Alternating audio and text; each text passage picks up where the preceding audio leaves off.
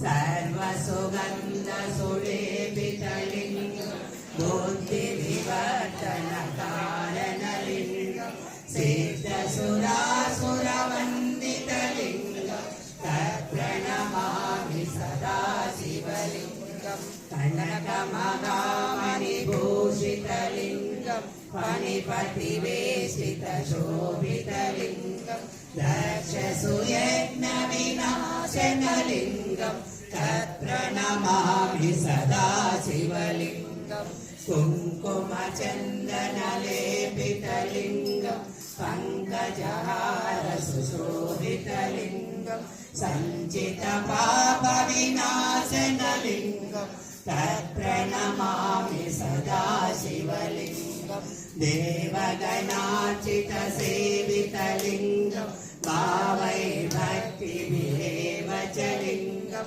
दिनकरकोटिप्रभाकरलिङ्गं तत्प्रणमामि सदा शिवलिङ्गम् अष्टदलोपरिवेशितलिङ्गं सर्वसमोद्भवकारणलिङ्गम् अष्टदरिद्रविनाशकलिङ्गं तत्प्रणमामि सदा शिवलिङ्गं सुरगुरुसुरवरपूजितलिङ्गं सुरवनपुष्पसदार्चितलिङ्गं परमपदं परमात्मकलिङ्गं तत्प्रणमामि सदा शिवलिङ्गं परमपदं परमात्मकलिङ्गं तत्प्रणमामि सदा शिवलिङ्गं परमपदं परमात्मकलिङ्गं तत्प्रणमामि सदा शिवलिङ्गं लिङ्गाष्टकमिदं पुण्यं